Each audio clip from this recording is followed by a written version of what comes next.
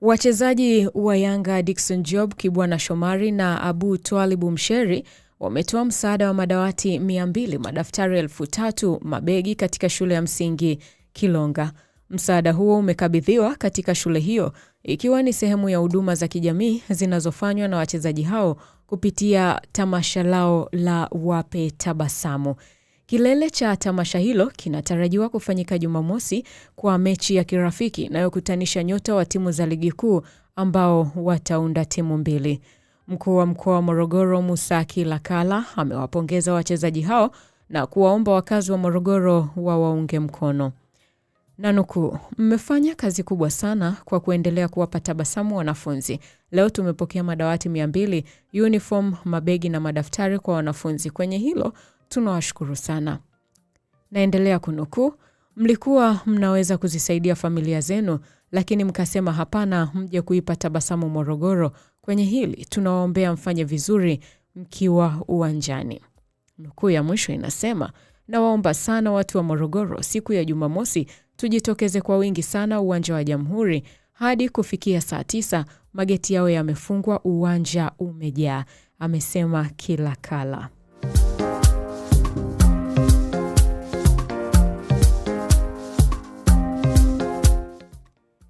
Dar es Salaam. Wakati ligi kuu ya NBC msimu wa mwaka 2025-2026 ikichezwa kwa siku 286 kuanzia Septemba 17, 2025 hadi Juni 30, 2026, shirikisho la mpira wa miguu Tanzania TFF limetangaza kwamba msimu ujao wa mwaka 2026-2027 ligi hiyo itachezwa kwa siku 275. Hayo yamezungumzwa na rais wa TFF Wallace Karia wakati wa uzinduzi wa mfumo wa kidijitali wa kusimamia ligi kuu uliofanyika Alhamisi jijini Dar es Salaam. Karia ambaye alikuwa mgeni rasmi katika uzinduzi huo amesema msimu wa mwaka 2026-2027 utafunguliwa kwa mechi ya ngao ya jamii itakayokutanisha Yanga dhidi ya Simba, ikipangwa kuchezwa Agosti 12, 2026. Kisha ligi itaanza Agosti 14, 2026 hadi Mei 16, 2027. Mfumo wa ngao ya jamii kuwa na timu 4 haujabadilika, lakini kutokana na hili tulilonalo la uwenyeji wa AFCON 2027, tunalazimika kufanya mambo kwa haraka. Hivyo tutakuwa na timu 2 tu, bingwa wa ligi ambaye ni Yanga na mshindi wa kombe la CRDB ambaye ni Simba. Mechi itachezwa Agosti 12. Ligi kuu itaanza Agosti 14 na tunatarajia itamalizika Mei 16 mwaka 2027 ili kutoa nafasi kwa timu ya taifa kujiandaa na AFCON 2027, amesema Karia. Kuhusu mfumo wa kidijitali wa kusimamia ligi kuu, Karia amesema utasaidia kupunguza malalamiko kwa waamuzi sambamba na ratiba. Nanuku, mfumo huu utasaidia mambo mengi ikiwemo malalamiko ya klabu na viongozi kwa waamuzi, lakini pia wale wanaosema ratiba ni ngumu, wachezaji wanacheza mechi mfululizo wanachoka. Ukiangalia tumetoa nafasi kwa timu kusajili wachezaji 40. Hivyo hakuna sababu ya kusema uchovu wa wachezaji, lakini mfumo huu utasaidia sana kupambana na changamoto hizo, amebainisha Karia. Katika hatua nyingine, Karia amesema kwamba hawana budi kumaliza msimu mapema licha ya kwamba kutakuwa na mashindano mengi ikiwemo mechi za kufuzu AFCON. Hivyo siku yoyote kuanzia leo ratiba ya ligi itatangazwa. Jumla ya timu 16 zitashiriki ligi kuu ya NBC msimu wa mwaka 2026-2027 ikiwemo Kagera Sugar, Geita Gold zilizopanda daraja kutoka ligi ya Championship.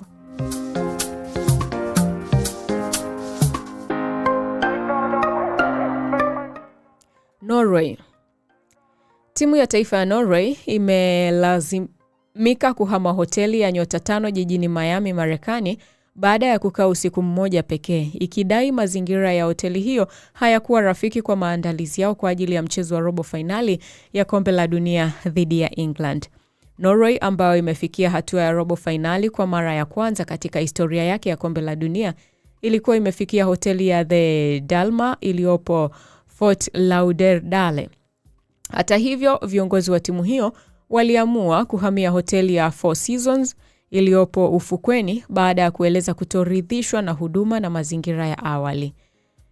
Miongoni mwa malalamiko yaliyotolewa ni uwepo wa shughuli za ujenzi karibu na hoteli, kukosekana kwa ukumbi wa mikutano wa timu, umbali wa takribani kilomita 4 kufika ufukweni, pamoja na madai ya baadhi ya wachezaji kutoridhishwa na kiwango cha usafi wa hoteli hiyo. Nahodha wa Norway, Martin Odegaard, amesema uamuzi wa kuhama umefanywa kwa lengo la kuhakikisha timu inapata mazingira bora zaidi kabla ya mchezo muhimu. Kulikuwa na mambo machache ambayo yangeweza kuwa bora zaidi, hivyo tutayarekebisha. Tulitaka kuhakikisha tunajiandaa kwa kiwango cha juu iwezekanavyo kwa ajili ya mchezo muhimu, amesema Odegaard. Kocha wa Norway, Ståle Solbakken, amesema changamoto hizo hazikufanya hoteli ishindwe kukalika, lakini zilikuwa zinaathiri timu.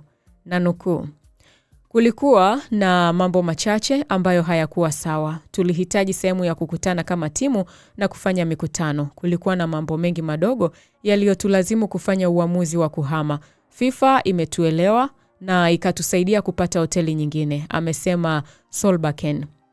Meneja wa msafara wa Norway, Truls Daehill, amesema ingawa zoezi la kuhamisha timu nzima lilikuwa gumu sana, sasa wachezaji wote wanafurahia mazingira mapya.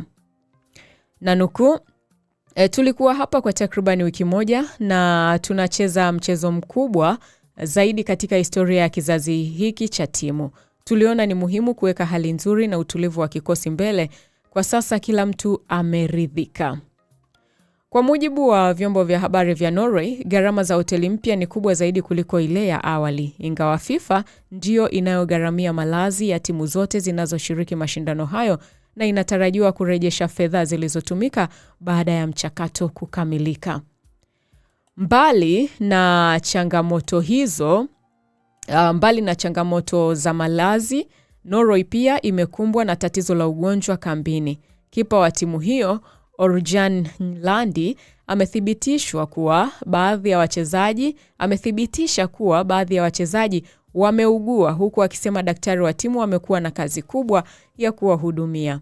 Nanukuu, ni kweli tumekuwa na changamoto za kiafya, tunafanya kila linalowezekana kuhakikisha kila mchezaji anakuwa sawa kabla ya mchezo dhidi ya England, amesema Land. Katika wiki za hivi karibuni, Norway imelazimika kusafiri maelfu ya kilomita ndani ya Marekani, ikihama kutoka Boston kwenda New Jersey, kurejea Boston kisha Dallas na baadaye New Jersey kwa mchezo wa hatua ya 16 bora dhidi ya Brazil. Vyombo vya habari vya Norway vinaeleza kuwa ratiba hiyo ya safari ndefu huenda imechangia uchovu na kuenea kwa maradhi ndani ya kikosi hicho. Licha ya changamoto hizo, Norway itaingia uwanjani ikiwa na matumaini ya kuendeleza safari yake ya kihistoria kwa kuiondoa England na kutinga hatua ya nusu fainali kwa mara ya kwanza.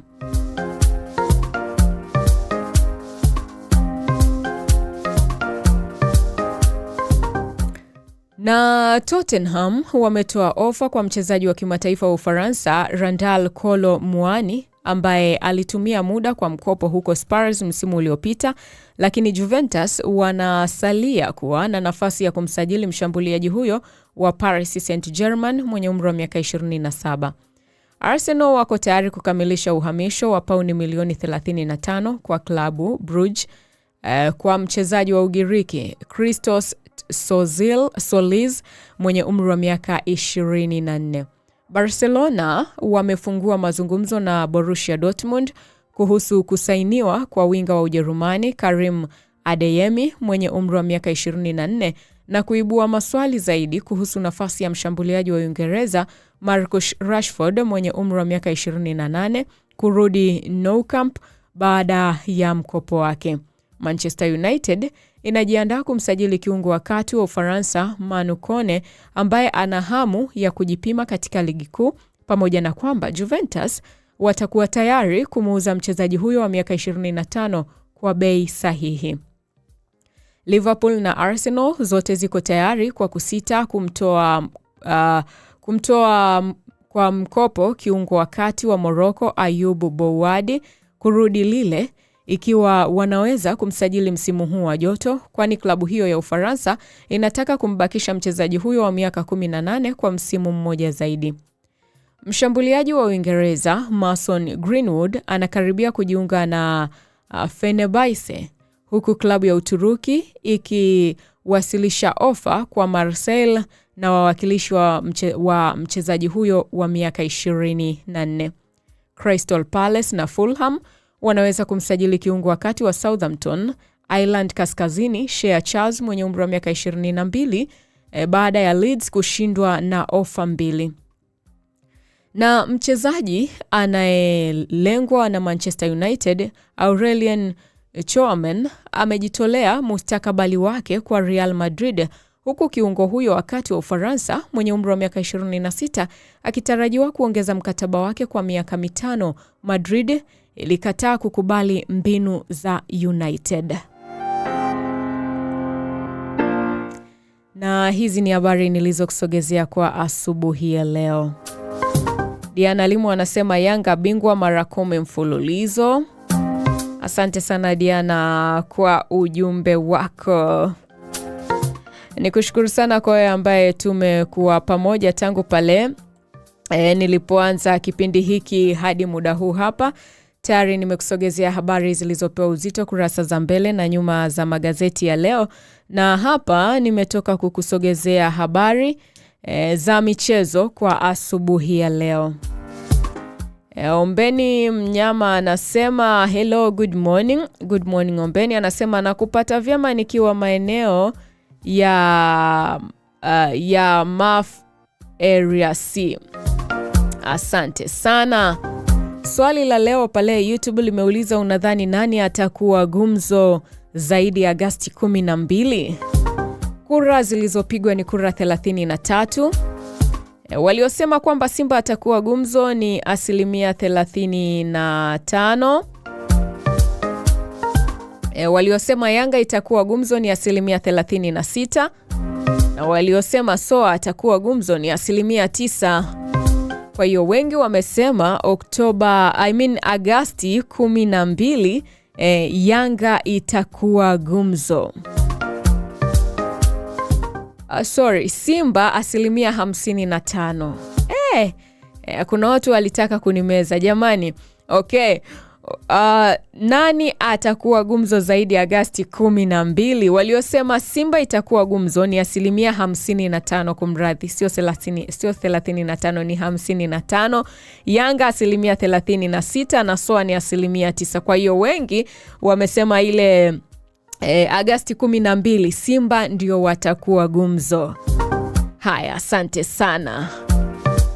Simba ina mashabiki wengi ila huwa hawataki kujulikana. Inashangaza kidogo. Nikusihi tu endelea kuitegea sikio Imbanasi Radio. 2:30 tutajiunga na RFI Swahili kwa ajili ya kupata habari na makala mbalimbali. 3 kamili Tadei Cosmas atakuwepo hapa kukusogezea habari za michezo. 5 kamili nitarejea kwa ajili ya kukusogezea kipindi cha Mambo Leo. 7 kamili tutajiunga na DW Kiswahili kwa ajili ya kupata habari na makala mbalimbali. Hivyo usikae mbali na Imbanasi Radio. Nikukumbushe kwa wewe ambaye bado hujasubscribe katika channel yetu hapo YouTube, tunapatikana kwa jina la Tanganyika Productions. Fanya kusubscribe na kuturn on notification, usipitwe na habari yoyote ya michezo. Ikiwa leo ni Ijumaa ya Julai 10 mwaka 2026, nukuu ya leo inasema kimya chako kisikufanye dhaifu, mara nyingi ndicho kinachozungumza kwa nguvu zaidi. Muda wote huu ulikuwa nami. Ukiniita Salome Mlai daima nitaitika. Nakupenda sana. Kwaheri kwa sasa. Bye bye.